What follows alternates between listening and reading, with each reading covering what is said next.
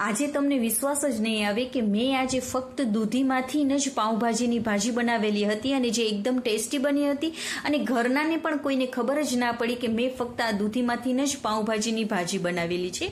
તો તેની માટે મેં સૌપ્રથમ તો એક દૂધી લઈ લીધી છે, તેને આપણે છાલ ઉતારી અને સીધા આપણે કુકરમાં બાફવાની છે ને, તો સીધા કુકરમાં જ આપણે મોટા મોટા કટકા કરી લેવાના છે। તો મારે દૂધી થોડી ઓછી હતી ને, તો મેં એક મીડિયમ સાઇઝનું બટેકું નાખેલું છે। જો પણ તમારે દૂધી વધારે હોય ને, તો ફક્ત દૂધીમાંથી જ તમારે આ પાઉંભાજીની ભાજી બનાવવાની, બટેકું નાખવાની પણ જરૂર નહીં પડે, તો પણ એકદમ ટેસ્ટી લાગશે। સાથે મેં અહીંયા થોડું પાણી અને મીઠું નાખી દીધું છે। પાણી આપણે થોડું નાખીશું, કારણ કે દૂધીમાં પણ પાણીનો ભાગ હોય છે, ત્યારે બફાશે ને તો પાણી છૂટશે અને એમાં દૂધી બફાઈ જશે।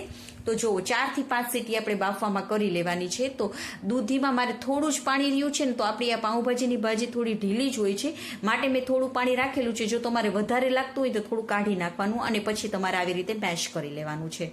હવે 2 ચમચી તેલને ગરમ કરી અડધી ચમચી આખું જીરું અને 2 મીડિયમ સાઇઝની ડુંગળીને નાખી દેવાની છે। તે સતળાઈ જાય ને પછી તેમાં આપણે આદુ મરચાં લસણની પેસ્ટ અને સાથે 2 મીડિયમ સાઇઝના ટમેટા નાખી દીધા છે।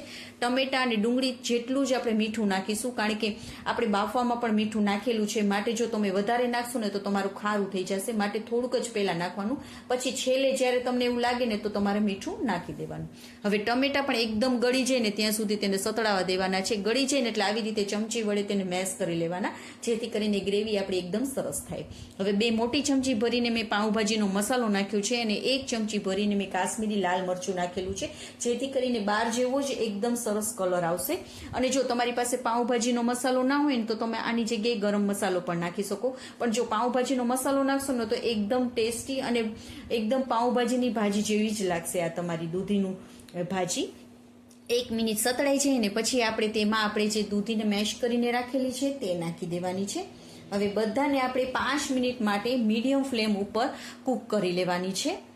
એકદમ સરળ રીતથી તમે આ બનાવી શકશો, બધાને ખૂબ જ પસંદ આવશે। અને જો બાળકો દૂધી ઘણીવાર ખાતા નથી હોતા અને ઉનાળામાં આ દૂધી આપણને પેટને ઠંડક આપે છે, ગરમીઓમાં આ એકદમ સારી હોય છે દૂધી, તો તમે આવી રીતે બનાવીને બાળકોને ખવડાવી શકો છો। એ 5 મિનિટ થઈ જાય ને પછી આપણે તેમાં લીંબુનો રસ નાખી દઈશું। તો જો એકદમ સરસ એવી આપણી દૂધીની ભાજી તૈયાર થઈ ગઈ છે, એકદમ સરસ લાગે છે। તમે વિશ્વાસ કરજો, એકવાર આવી રીતે બનાવીને જોવો, બધાને ખૂબ જ પસંદ આવશે। અને હા, જો તમને આ મારી રેસિપીઓ ગમતી હોય ને તો પ્લીઝ લાઇક કરજો અને મારી ચેનલમાં નવા હોય તો સબસ્ક્રાઇબ પણ કરજો। અને તમને આ મારી રેસિપી કેવી લાગી તે કમેન્ટ કરીને પણ કહેજો। તો મેં અહીંયા પાઉં સાથે જ પીરસી છે। જો તમારી પાસે પાઉં ના હોય તો તમે પરોઠા, પૂરી અથવા રોટલી સાથે પણ પીરસી શકો છો, પણ બાળકોને તો પાઉંભાજી હોય ત્યારે પાઉં જ પસંદ હોય છે, તો તમે આવી રીતે જરૂરથી ટ્રાય કરજો। ઓકે ફ્રેન્ડ્સ, બાય, જય માતાજી।